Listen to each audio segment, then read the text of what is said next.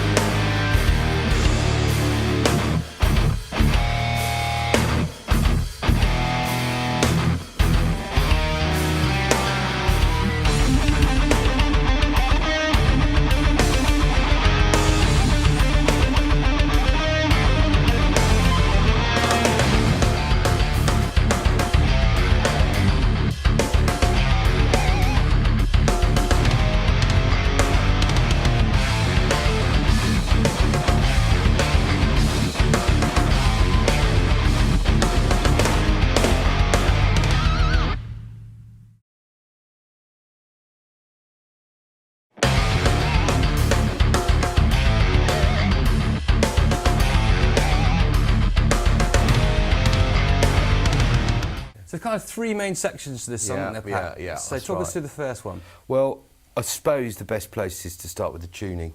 And it's a dropped tuning, as a drop D. Yeah. And you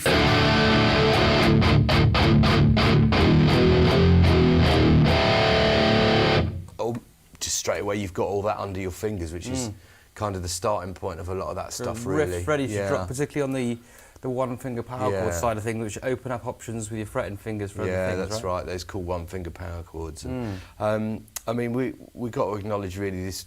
Almost certainly goes back to bands like Sabbath. You know, there was groove and there was pushes and there was kind of those kind of ideas. You can explore this a lot more with the mid-tempo stuff, can't you? Because when you're high-speed thrash and genres like that, it's tricky to get different kind of elements of groove and weight in there. But bands like Sabbath really worked out those mid and slower tempo riffs. There's a lot of weight in that instantly. And if you're kind of sitting back on the beat and all that kind of stuff, and you like bands like Rage Against the Machine even kind of worked out that groove and sitting back on the beat equals heavy. Yeah, exactly. So that's kind of where we're going with, and the basis obviously of a lot of Sabbath's music and the bands that came since was the pentatonic. So with this drop tuning, the great thing about the pentatonic is very simple to spot. So D minor pentatonic.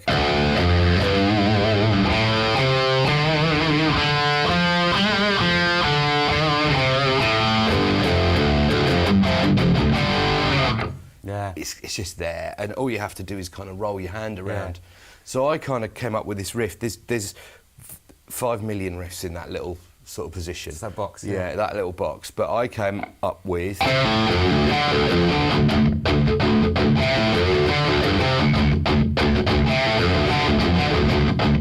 that kind of idea. Now, I wanted to make it bouncy.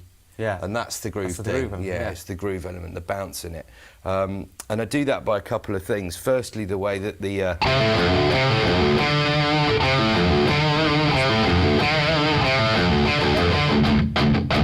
the way I'm kind of pulling off that riff to the open strings, that straight away gives a bounce to it. Yeah, for sure. But also the stop and the left hand muting, and that's a dime bag thing, really. So that.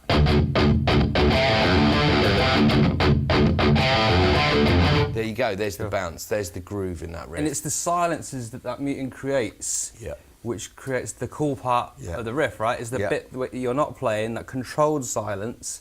So you can let notes ring and you can not play, but I think when you get that gated sound of stopping a note, that's when a rhythm occurs, a rhythm through the silences. So that's a really great trick and nuance to have up your sleeve, and your fingers are just there waiting to go, particularly in this tuning where you've got one finger there, so you've got 3 fingers that can act as a noise gate to control those silences. There's just kind of rhythms and phrases waiting to happen. If you can sit and practice on that string.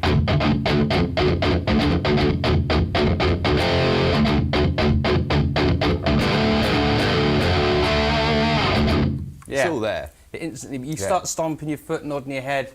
If that mid-tempo groove is there and you're moving to it, you will get an audience moving. So totally. Job done. Yeah.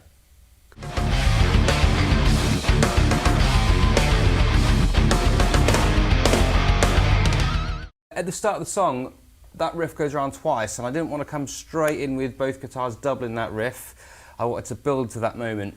So to reinforce what Pat's playing, I just pulled out the key parts of the melody and then put a little squealy on the top note. So then nice. Then I join on the chords, but coming back to what Pat was saying about the tuning, because we've got the same notes on all those 3 strings, Pat's playing here, doing a little turnaround phrase. All power chords, so Pat's barring on the bottom 2 strings at the 6th fret, 3rd, 4th, 5th, and down to the 1st fret, give it some edge. Instead of playing the same thing on that turnaround phrase, because I know the notes are on the same frets on the next 2 strings, I just drop it down a string and do the same thing, and we get the upper part of those power chords. So it just gives it enough separation, a little bit more brightness in my part, just to lift that a little bit. Yeah. So we try that turnaround phrase together. 1, 2, 3, 4. Now if we play it with me just playing the same as you, you'll hear the difference. So one more time. 2, 3, 4. And were you playing the upper note? Yeah, 3, 4. It just gives it that lift, and there's nothing wrong with doubling it. That's a different effect again. So you might want to have, sometimes we've got 2 guitars, or you're tracking layers of guitars in the studio. Sometimes you might want to double it because you like that weight. Sometimes you want to get a bit more kind of spread in the sound, and you want to pan it differently, so therefore having that upper register against the lower one, really cool texture to explore. Cool.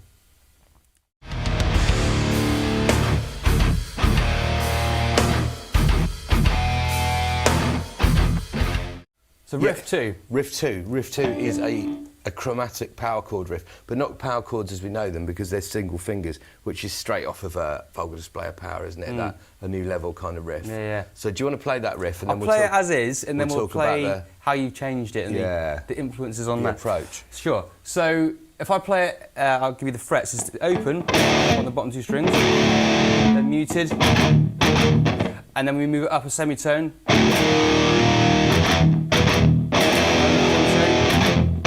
And then we do a little turnaround phrase, don't we? We do, yeah. So what do you do with those power chords? Well, I mean,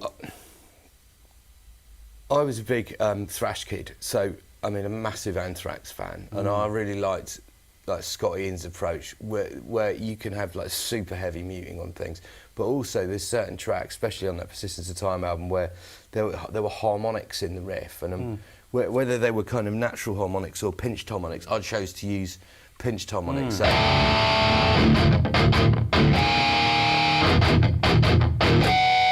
I'm trying to get that heaviness from riffs like Keep It in the Family. You know, and then open it up a little bit. So that's what I'm doing. I'm kind of catching the string with this fleshy part of my finger afterwards.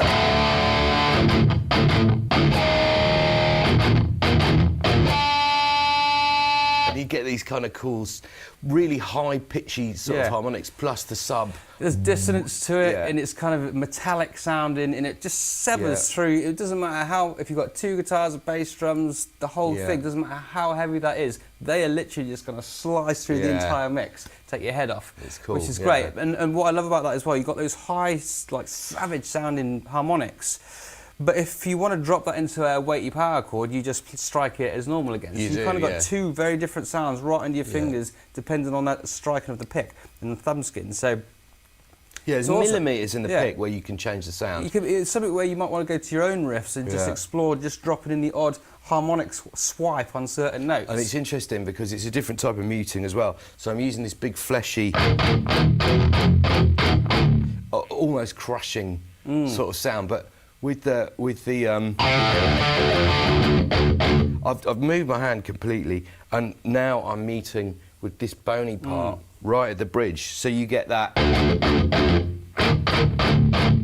and you can clearly hear the difference between there and there and there and there. I mean, it's ultra heavy when you use that part of your hand, but you don't get so much pitch, do you? No, you don't. So you don't get so much of the It's note just quality. crunch. So when we're playing the main riff, that little part of the hand there versus the back of the palm, main riff where you want to hear those notes really clear, but control them, is here. When you want the ultra heavy, and when particularly we go for harmonics, not so crucial that the absolute pitch is clear, is it? So and just on hand position when you're doing the harmonics, I'm moving this hand to correspond with that hand because the harmonic points are roughly the same. Yeah, they move with the fret. So. So they're all there, and you won't get the same one every time. No, it's kind of random, isn't it? It is, yeah. You'll notice when we play the riff, every now and again it's like, oh, didn't expect that sound to come through. Just came out. You know a sound's coming, but you just don't really know what it's going to be. You don't know what you're going to get. So which just keeps it lively and exciting every time you play it. So, do you want to talk about the turnaround, and then we'll play it together? There's 2 turnarounds in this, right? Yeah, so after we've done the chromatic ascending harmonic power chord thing, we get to the 3rd fret, so we've got... So going somewhere, it has to resolve and then cycle back around on itself. So by the time we get to that 3rd fret, which looks like a G, but we're in drop D, so it's an F, but we'll call it, 3rd fret to save confusion. 3rd fret, I play the 3rd fret, and then I'll play the melody first. It's 3rd fret, 6th fret, and then down to the 1st fret. So which sounds cool. It's got a shape to it, but to give it a little bit more edge and depth, after every note, I play the open D string, let it ring. So you got the resolve of the melody, but the tension of that open D string against it, which is all important. And I'm playing the same thing, but I'm picking the open G string, so... And that actually resolves to... That's a major 3rd, that, isn't it? Or a major... It's a very cool sound. It's very, to me, it's very kind of Sepultura, that sort of early 90s when it went 90s, very groovy. Should we play that together and from the sliding phrase and the turnarounds? Yeah. 2, 3, 4. Yeah, nice. Cool. Second turnaround. So the whole harmonic, all that stuff goes around again, but instead of playing the same, because obviously it needs another resolve because we're climbing into something again, so rather than do the same thing every time, we put a little variety in there. So this time I slide to the 6th fret on the 5th string, put a minor 3rd above it. It sounds like a minor 3rd triad being built, but I've got an open 3rd string, an open G, which creates a semitone above that, so I play a minor 3rd, major 3rd. So it's just a dissonant, angry, angsty kind of phrase, isn't it? It's one of those. Root, minor 3rd, major 3rd, ringing it all at the same time. So it's a bit of one of those. Okay, let's play the whole thing round. 1, 2, 3, 4.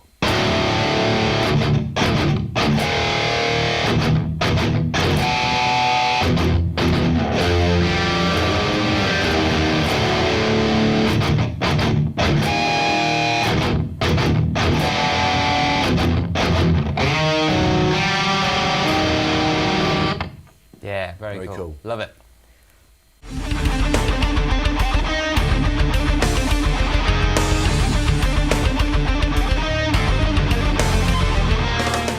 So breakdown section, right. So we play very different parts in this. Shall I start with my part? You should. It's still around the same idea as the intro riff because I wanted to maintain that, but what I'm doing is my left hand is doing kind of more of the work and my right hand's doing less. So less picking and more That's the idea. And I'm using this flat 5 as well. Nice. All right, so it's still kind of dark, but it's just a bit more laid back. All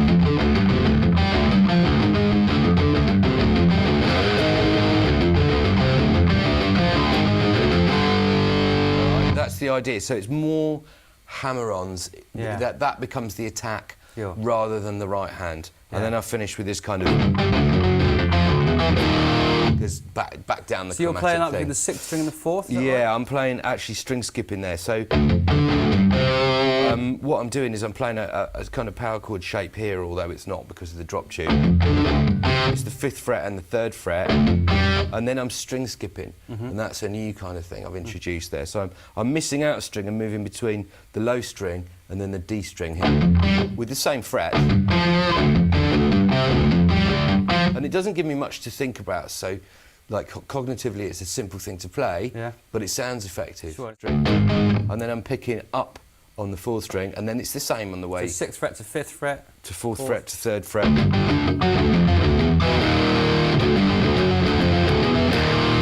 That kind of idea. Bring it all together on fret 1. Yeah, really So there nice. is a rhythm to it, but it's not a it's not so time. aggressive, it's not so accented and all the rest of it. Exactly. It's So that softer gives some dynamics, and you're playing a part which is... Yeah, I wanted to not tread on that because I knew Pat was playing a kind of a more delicate approach to the phrasing there, and we brought that dynamic down. So to support what Pat's doing there, I'm going to go up the neck, picking every note, but pick it really lightly to give it that room. Yeah, that's right. And because it's kind of in one spot, I'm going to palm it as well to control that dynamic. So 4 of those, and I play a ascending phrase. Then I go back to the little 10th fret, 12th fret thing again, open 10th fret, 12th fret. And this time, I hit the 3rd and 4th strings to give it a bit more weight on that attack. Back to my single notes, the first phrase again. And then a little descending figure, which is open 10, 13, open 8 and 12, 7 and 10. Then I play an ascending phrase, all fretted, 5, 7, 8. So that little phrase played all together. So if I play the whole thing.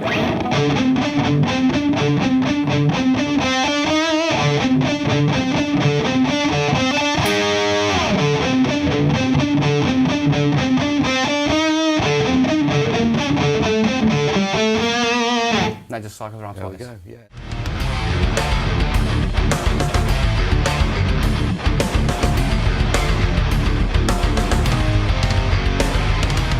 And then we're back into the main riffs, Back to the heavies, the stuff we already talked and about. the impact there comes back. So, you know, there is some light and shade in there. It's a very cool part of that. It sounds like the sort of idea on a Lamb of God album where it will all come down and it'll be soft toms and the guy will be kind of speaking over the tops. Yeah. And knowing that it's all coming, you have to kind of build that anticipation. So lots of metal bands and metal players are great at getting the high energy and the big part right. Yeah. And if you can put that focus into getting those softer, everything restrained and held back sections right, and looking at how you do that. Sometimes the best thing to do is just not play. One guitar, down to one thing, or just the bass, or just the drums and the vocals. So don't be afraid to either explore higher registers for those sections, or really change your pick attack, or play fewer notes, or play no notes and let something else take that part. Because it's all about that kind of wall of sound coming back on the big section. So wall of sound, stomp, impact, bounce, all these weight. and weight, all these important things. But don't be afraid of the light and shade. Get a fairly open drum beat on your drum machine and groove away. Yeah. Have fun with it. Heavy.